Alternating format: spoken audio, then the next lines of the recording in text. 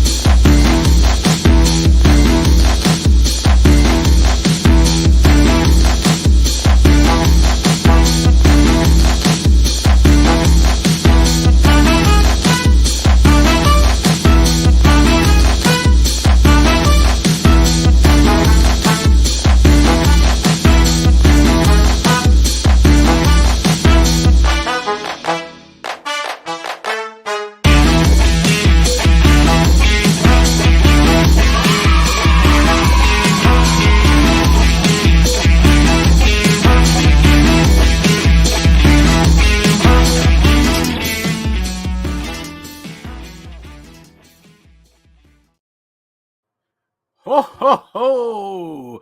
It's Tuesday night, and that can only mean one thing. It's time for the Comic Book School Holiday Special. And I'm Buddy Scalera, typecast as Santa. And here's my elf, Mike the Knife Fasolo. Mike, look at you rocking the balls around. Yeah, that's what I do. Rock the balls. Mike, this is our second annual holiday special. I remember the first one very Do you well. remember the first one? I had to go back and look at what we did last year. Oh, I didn't watch the episode. I just remember we had a holiday special. You are very festive. What's the shirt you've got on there? It's a cat stuck in Christmas lights. Very nice. You don't have cats at your house, right? No cats. Two terrible dogs, though. Not me neither. I don't. And I have a special holiday themed drink in holiday colors. You want to know what's in here? I would like to know. It sounds like I'm going to guess it's a double half calf mocha latte with foam. It's almost exactly that. It is water with ice. Oh, okay. But the ice is because it's the holiday. Well, yeah, clearly. And it's cold. It's cold here in New Jersey. It's some bitterly cold number. What's it like there in California? Well, it's actually a little cloudy and rainy today, but it was still at least in the 60s. Rain? Yeah, drizzle. Not real rain, drizzle. Drizzle. Oh, okay. Dampness. Well, Mike, are you feeling festive? I feel festive every day, bud. You do. And I wore my green and red. There's some crumbs from the back, and I have some of the Christmas gift that you gave me last year. Yes, I gave you the gift of beard. I have been growing it steadily since last year. You can just see a little bit of fuzz coming out. Coming in nice. Coming in nice. Huh? For years, it'll be something we can all see. That's true. I mean, if I didn't trim it, it would just be patchy like this.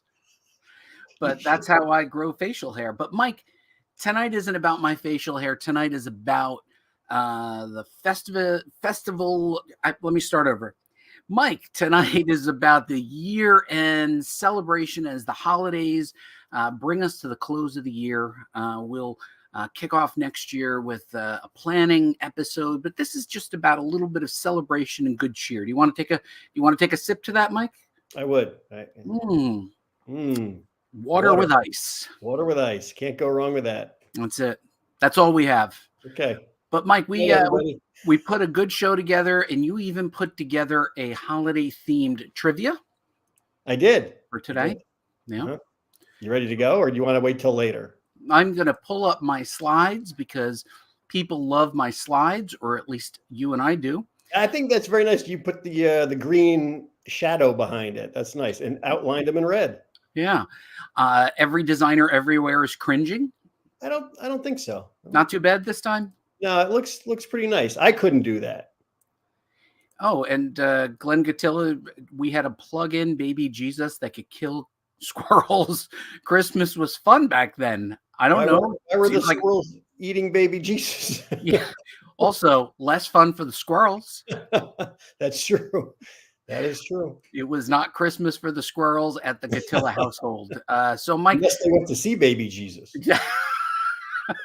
I don't know what to say about that. So, Mike, Year in review. I wanted us to sort of cover what we have done. We have really grown this audience in 2023. A lot of people are joining us here for the first time. And for those of you joining us here for the first time, because it is our holiday special, my name is Buddy Scalera. I am nobody's favorite comic book writer, but I do write comic books. And I'm yours. And this is Mike Fasolo, 3-time Emmy Award-winning guy. That's what I do. I win Emmys. Yeah, you win Emmys. And Jared says, "Hi, gentlemen. Happy holidays. Happy Hi, Jared. holidays to you down under." Yeah. Oh, he's an Aussie. He's in Australia. Down under. Down under.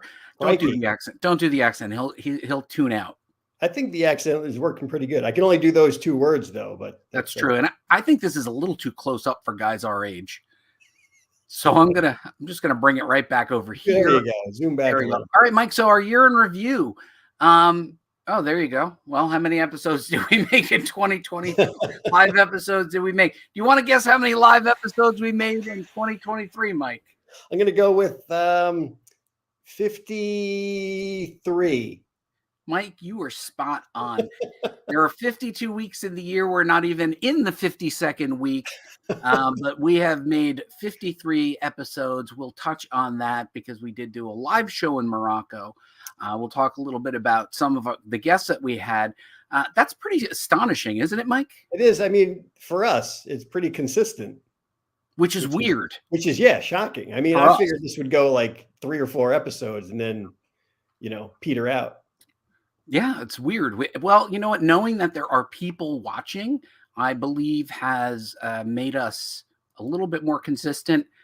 We got a happy holidays from Facebook user. Happy holidays, Facebook user. Anonymously. We don't know who that is. But yeah, we did 53 episodes. That's a pretty big number for us, Mike. And yeah. I'm impressed. I am impressed too.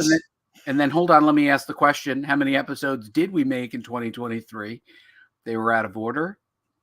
Okay. 53. The answer is 53. Are they all going to be like that? This is going to be an easy. As many as I can. By the way, that includes tonight's episode. Okay. All right. We're not going to be on next week, I don't think. Are we? I don't know. Are we? I don't know. We'll have to determine. Didn't we have to do a New Year's episode to kind of lead in? Yeah. If it hits on a holiday, we don't do it. So anyway, some of our guests have included. You'll remember some of these. Remember we had Brian Michael Bendis, who was promoting his book Fortune and Glory. He was able to come on. Huge talent and an awful nice guy. And then Mark Wade was promoting an educational new class. Did you go to that? I did not. I kind of forgot about it. You could have gotten in for free. Really? That I didn't know. I told Jim McLaughlin, that you'd be there for Comic Book U, and he said, let him know to look for me and I'll get him in. Oh, well, I don't think you told me that. Yeah, well. You and I love our freebies, so I was making sure that you had your freebie. So we had, and we had Mark Wade, and both of them talked at length. These are on our YouTube channel. They were live. Great episodes, weren't they? They were very good. Both of them very interesting. Yeah, both very. And the time flew by. Entertaining and interesting. We also had legendary creators Wendy and Richard Pini, the husband and wife team behind ElfQuest. How long were they going with ElfQuest? It was like 100 plus. Yeah, like 150 episodes or issues. One of those words that one of those words. But they had been going for a very, very long time. They were great. And we dove into the art influences, if you recall, from Wendy. And they were calling from different parts of the house, I think, if I recall correctly, right? I don't think so. I think they were sitting next to each other. Yeah. We talked to Christopher Golden, who gave us the lowdown on writing novels, comic books, and now audiobooks. That was kind of fun, wasn't it? Yeah, I'm a big fan of those audiobooks. You should check out some of Christopher Golden's books. He really knows his way around the keyboard. Yeah, and the microphone apparently. And the microphone, he was a heck of a guest. Other guests, we had a first genuine movie star. Yep. Patton Oswalt. Promoting Minor Threats, we had Patton Oswalt and Jordan Bloom. Jordan is a writer and a producer and a heck of a nice guy. And I'd like to think that Minor Threats may have taken off a little bit more because they were on our show. What do you think? Clearly. Clearly. Pat knows a lot of his career to us. But yeah, they were super duper guests and really interesting. And it was a fun read too.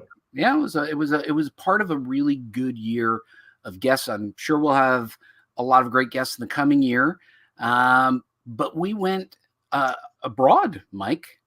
I didn't, but yes, Comic Book School did go abroad.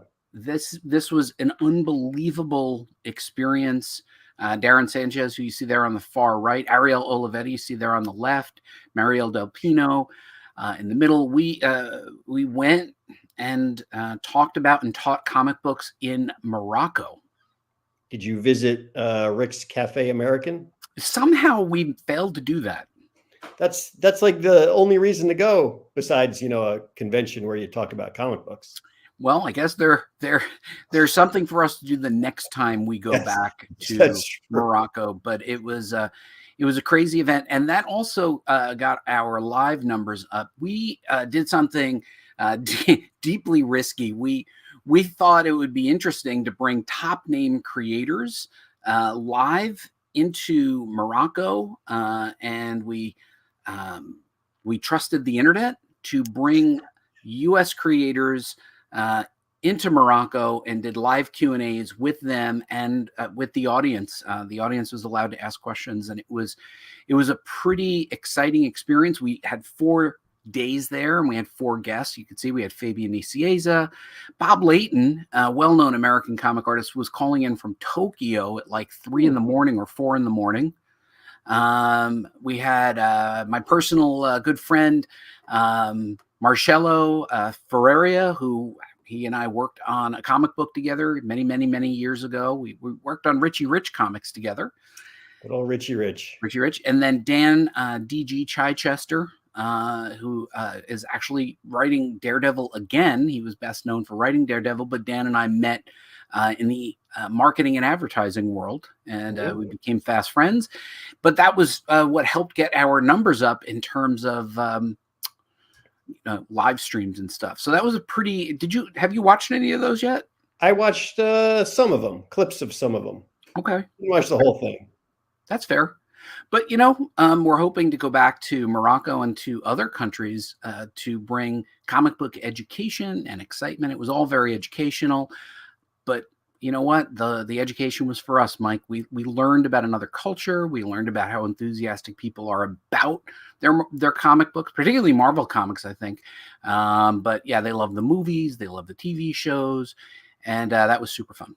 And the internet worked properly, so there was no problems with getting the guests? I wouldn't say no problems. I would say that the internet worked mostly well. First day, Marcello was tricky on that first day. Well, he's a tricky guy. Yeah, he's a tricky guy himself. Did a little bit of magic, and but then we ironed out the problems. And Mike, we showed these photos last year, but because we have so many guests, I wanted to share a photo or two of our Christmas past as comic book fans, both of us. This is a photo of young Buddy Scalera. I don't know if I could get any more nerdy in this picture. I'm wearing my Captain America pajamas. As you can see back there, I'm reading a Jonah Hex comic. You can see Strange Tales on my lap, and then I think I have a zoom in. There you go. There's my Mego SWAT truck. My Tasco microscope. Oh, the microscope. Yeah. Nice. Where I would go and scoop up pond water at the local. There was a pond in an exceedingly dangerous area, I might add. My mother had no idea where I was. And then I would put pond water, probably laden with all kinds of diseases, and put my eyeball next to them. And then this is the comic Do I have another? Oh no, this is you, Mike. This is you and Mom. What figure are you holding here? Is that one of That those? is Stretch Monster from the Stretch Armstrong line of toys. Now I'll tell you, I remember seeing this photo last year, and I knew Stretch Armstrong. I did not know there was anything other than Stretch Armstrong Yeah, himself. that was his arch nemesis, Stretch Monster. What do you suppose that thing's worth today? $10. I would say more than that. That I've never even seen that, and that is Really? like, yeah, I never saw one of those. I Did should you look stretch that it? up on eBay.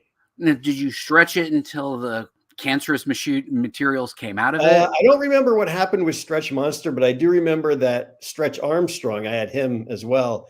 And at one point, I poked holes in him just to see what would come out. And it was that kind of pinkish ooze, that whatever it was. And Tiger yeah, counters are going off. yeah. He All right, eventually had to go into the garbage. here's one more. The Fasolo family. Mike, is this Mike's first robe, or were you? That was probably my first robe way back when. Yeah. That is a good looking robe, as all of your robes are. Do you remember anything? Oh wait, hold on.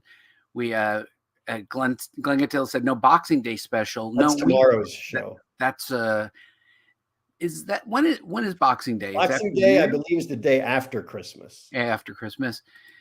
The ElfQuest episode was pretty cool. I agree. And then he said $10 without it. Now I am imagining he's still talking about the Stretch Armstrong thing. At least that's what I'm hoping he's talking about. Possibly, hopefully. But yeah, so somebody got a Time magazine. Like, what was that? I don't know. The only thing I can remember about this is the giant Santa Claus coloring book in the far right.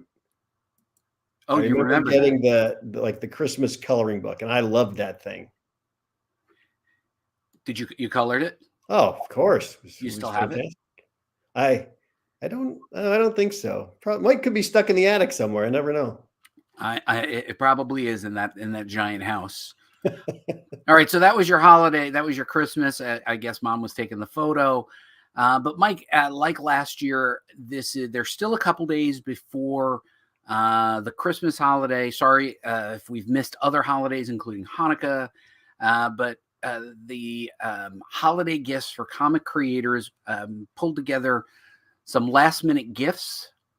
And I think this year I wisely stayed away from any sort of graphic novels or hardcovers because, let's face it, if you want it, you probably will buy it yourself. Yes. Right? Because we're readers. So I tried to select some items that I thought a comic creator would want, in some cases want more than one of. What do you think? I think it sounds like a good plan.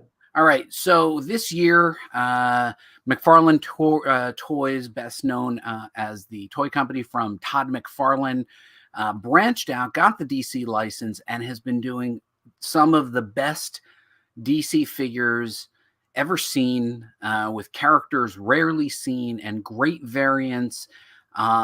It makes you wonder, where are all the Marvel figures? Yeah, these are very cool. I see they got Captain Carrot down there. You never see Captain him. Carrot. Yeah, Captain Carrot and the Zoo Crew. But I will tell you, like many other toy collectors, and I am guilty of having far too many toys. It does not matter if you have the toy already and somebody gives it to you again, because you will take that box toy and save it. Yes, you will. Right? Absolutely. Or if you've only had the box toy, you will then be able to open one and then display the figure and still save the box. I think you should always open. I mean, unless you have two of them, but if you just get one, you should open the box and use the toy. Yeah, I don't. I actually don't save a toy in the box unless I have more than one. Yeah, and so I don't mind getting duplicates of toys. You encourage duplicates. Yeah, I don't mind it in the least. And speaking of toys, Mike, you partially owe your career to Mego figures, right? Remember, Twisted Mego Theater led to Twisted Toy Fair Theater, and then Mego Corporation a few years ago reincorporated and started to come out with figures again. And and they are doing a great job of putting back both the 8-inch and the 12-inch figures. And once again, where are the Marvel figures? They couldn't get the license. They are doing a great job with the DC figures, really, and they're doing so many amazing variants. So they have some of the classic ones that they did in the 70s, but then they also have Poison Ivy, Harley Quinn, Zod. If you look below, even the Joker, they have the traditional clothes, and then they have like a modern version. I have to tell you, I love these Mego figures. They're, for the most part, reasonably priced. And like the McFarlane figures, most of these, you can go to any local comic shop and they will stock either the McFarlane or the Mego figures. I would like all of them. Mike, I have to tell you, I can't stop buying them. Every time you go to the store, you got to pick another one up. And if I see one, now I only do the 8-inch. I don't do the 12-inch. This is the 12-inch line that you see the picture of. I kind of keep my toy collecting pretty narrow. Okay, are they all set up on like your bookcase or your desk? They are, and I bought the stand that's sort of a wire stand that keeps them, and you can pose them. I'll take some pictures in an upcoming episode. Yeah, we all want to see that. Do you? Does anybody really care about my action figures? I think, yeah, everybody likes action figures. Everybody likes, especially if they're posed. They are indeed posed. So, and I'd like to see people's posed action figures. This is kind of neat. You can buy comic book boxes with almost anything you want printed on it. Once again, I admit I'm soft for these. We have quite a few of them in our house. We have different characters, different publishers. What I liked about this was that it wasn't just Marvel and DC. This showed a variety of independent comic books that you could select from. And once again, go to your local comic shop, see what they have. But if you know somebody's a fan of something, you're not going to go wrong with this. And they're just short boxes, so it's, they could just put their special books into it. That's actually pretty cool. I would have never thought to decorate a box with the comics. Yeah, well, they're printed and they're really strong boxes and they're high gloss and they're not inexpensive, so it's a nice gift. But it's like one of those things. That's part of the collection. Yeah. Right. It's not just another white box. Okay. You never, ever have enough bags and boards. Doesn't matter how long you're collecting, how many times you've bought bags and boards. You do have to turn your bags and boards over every couple of years. And especially the bags, which get cloudy, and the boards, which if you have a truly old comic book, sometimes I don't know what it is, oils or something come out of the paper and ruin the backing board. And if you have very old backing board, they might not be completely acid free. So you can get bags and boards for any collector and they'll be happy. Are all of your books bagged and board, Mike? Absolutely not. No. I wish I could say all of mine were, but I am always, I'm always buying more bags and boards. Yeah, I have some that are, and I probably at some point should bag and board all of them, but that takes a lot of effort, bud. But everybody needs bags and boards. Yes, absolutely. Everybody needs bags and boards. You should get bags and boards. Never go wrong. And you don't even have to worry too much. You'll see here from the picture, there's Golden Age, Silver Age, regular, current, modern. Like comic books progressively get a little bit smaller, but you can probably take a guess if you go to your local comic shop and say, what kind of comics do they buy? You'll never go wrong with Silver Age, full stop. Golden's a little bit bigger than maybe most people and will have, and maybe the boxes are a little wide for the boxes, but silver, you'll never go wrong with Silver Age bags and boards. Yeah, I agree. Never go wrong. Let's see what else. Never go wrong with a t-shirt or a mug. Yeah, I'm more of the t-shirt kind of person, as you know. Mugs, but yeah, t-shirts, never go wrong with a good superhero t-shirt. Well, especially the mug is especially useful for those of us who dredge our way to an office, Mike. Yeah. What offices? It's our little bit of nerdy stuff that if you can't wear that Batman t-shirt, you can use that Superman mug. And I'm a fan, Mike, of the retro look. You know, go with the old. This is it looks like Kurt Swan art or a knockoff of Kurt Swan art. I feel like this is the way to go, particularly if you're going to buy a t-shirt or a mug. Go with the retro look. Yes, absolutely. Because modern stuff is sometimes a little on the edge. Not everybody wants the modern stuff, but everybody loves that retro look. Everybody loves retro Batman and Superman. Yeah. Our sponsor, Marva Uchida, always there for us every con, and for good reason. There's a lot of art that is going digital, for sure. But most creators, even if they are digital, enjoy having a sketchbook, some pens, some colored markers, just to doodle. I doodle while I'm on the phone at work sometimes. It keeps me focused. It keeps me from opening up a tab in a browser, and so keeps my hands busy. So I think sketchbooks and markers are very helpful. I know that someone in your family is an accomplished artist. Would you say that this is a nice gift? Yep, definitely. If I could draw, I would definitely use these markers. Mike, you and I drew in one of the episodes last month. Yes, it wasn't with these markers, but yes, we did draw.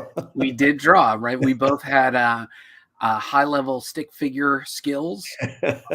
But hey, listen, you know, even just with the colors, right? You enjoyed coloring your Christmas book. Yep. Sometimes I just play with the colors and draw lines and swirls and swooshes. And even if I can't draw, I enjoy drawing. Yep, and these are good markers.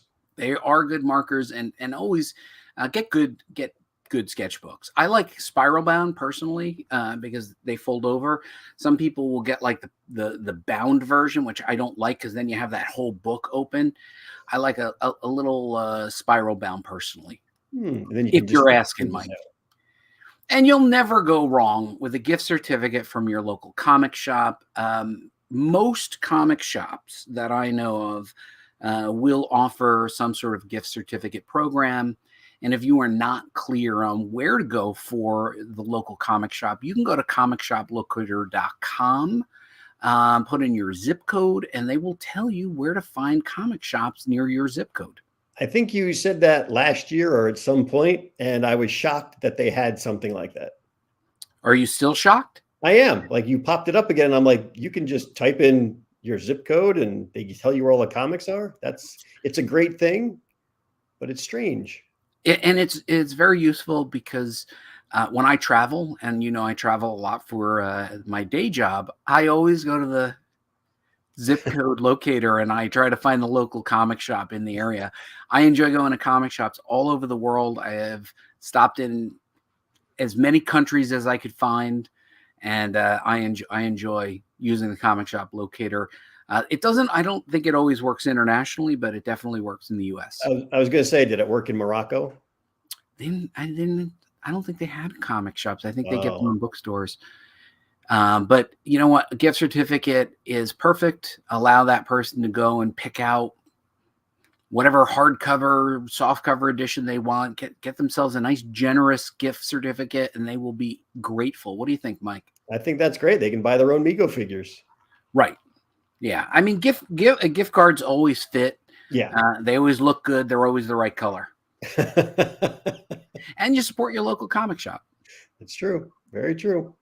And who doesn't want to walk into a comic shop hands hot with a fresh new gift certificate? And then walk out with a bunch of comics. Yeah. So I love that. Now, Mike, it is time for us to exchange gifts. Last year, I bought you Versace robe and pajamas. That's true. Yes, I remember that now. And you bought me the gift of facial hair, which I still wear, as you can see in this video. Okay, it's sort of. I can join ZZ Top. All right, Mike. Do you want to go first, or would you like me to go first? I'll go first. All right, hold on. Let me pull it up here. Hold on. Stand by, Mike. All right, Mike. Tell us what Christmas gift you have selected for me Okay.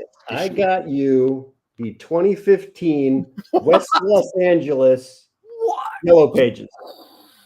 Do you I'm mean not in this because I wasn't in West Los Angeles in 2015, but this is I thought a good gift for you. that is one of the best gifts I've ever received, Mike? And everybody's name is in there, right? It's a whole book filled with It's just like a names. who's who of, Yeah. and I can find people and plumbing. Yep. It includes Bel Air, Brentwood, and Westwood. Wow. Yeah. I'm touched. So, yeah. You're welcome. You're welcome. I thought I you thank would really you. like that. I absolutely adore it. I think it's one of my favorite gifts of the year. And I hope that you like what I got for you. I know that punctuality is not a Fasolo thing for anybody. Being on time is always a challenge, Mike. So I thought I'd give you the gift of time. Oh, I forgot to cover up the price on this, but it is the Oh, Cosmograph Daytona wow. in platinum metal, Mike. And it will tell time like a cheap Casio watch, except it's so expensive it'll never leave the house. That is a very, very thoughtful gift, bud, and I appreciate it. Right, and there's some variations on it. You can see over here. There, you can view variation. It'll look exactly like the one over here, but I don't know what the difference is. But Mike, I know that you favor very expensive timepieces. Yeah, obviously. I mean, 77,000 is a little on the lower end side, but I still appreciate it. Yeah, you imagine leaving the house with this? Yeah, people do, which is crazy, but I'd be walking around like this the whole time. But this is my gift to you, Mike. Thank So you. it will go with the Versace pajamas and robe from last year. It is not all. It doesn't have Brentwood and Westwood in it, but it does have Daytona. You could probably find a watch shop in the yellow pages that I gave you. I'm sure that certain people live in that zip code that you just showed me. At least a couple of them have one of these. Oh yeah, Bel Air, yeah, that'd be all over there, and Brentwood too. Yeah, it's probably not it's probably not their only watch either. So that's Yeah, your thank you. Cosmograph Daytona. I'm not sure if it's waterproof or not, but It's even if it isn't, it's still a great gift. it looks great and it's made out of platinum. Speaking of looking great, Mike, you have a great piece of trivia, holiday relevant. Tell us a little bit about the Christmas pickle tradition. Yeah, it is. It's the Christmas pickle, or I'm not going to pronounce this completely wrong. I believe it's called Weihnachtsgurke. That's my best German. Yeah, so apparently it's a German tradition to have a pickle ornament on your tree. And there are a couple legends about it. No one's really sure exactly where it came from. The first legend says it was inspired by a German-American soldier who was taken prisoner during the Civil War. Why he was in the Civil War, I don't know. But before he died, he asked his guard to give him one last pickle. And one last pickle. One last pickle. Yep. The guard took pity on him and gave him a pickle, and it, helped him before they killed him. They still killed him? Yeah. Well, of course. The second one, which is my favorite, is called the Evil Innkeeper, as they listed it. There were two Spanish boys who were traveling back from their boarding school. They decided to stop at an inn where they were held captive in a pickle barrel by an evil innkeeper. That evening, St. Nick, Santa Claus, stopped by at the inn and found the boys and freed them. So that was a Christmas pickle miracle, I suppose. Christmas pickle miracle. And the third one, which they think is probably the real one, is some German glass blowers were just trying to make more ornaments for the season. and they made a few Christmas pickles, and they became popular. So they invented a story around the Christmas pickle. Is there a pickle on your tree? I do not have a pickle on my tree, but now that I've seen this, I will probably go get one. I probably will as well. I did not know about the Christmas pickle I tradition, did not either. but it does look cute, and it's a good conversation starter. I like it. Any of those could have been movies, Mike, or short stories. I don't know what else to say about it, but we did have two comments here, Mike. Back over here, Jared says he's going to take 2 of those watches. He's probably a generous gifter. Yeah, clearly. And then Glenn Gatilla may have missed the where the decimal is. He thinks it's $77.800. He thought the comma was a period. I got news for you, Glenn. I don't think I'd even spend $77 on a Christmas gift. Especially on a watch. That's far too much. Even on a watch. So where are we? So we did our trivia. And so happy holidays, Mike, for you and your family and everybody who joins us here every Tuesday. We're really grateful for you guys to come here. You make our lives better. You make this a lot of fun, and we will look forward to seeing you next year, right, Mike? Absolutely. Happy holidays to you and your family and everyone else. Even people you don't like. Well, maybe not them, but generally everybody. Happy holidays, everybody.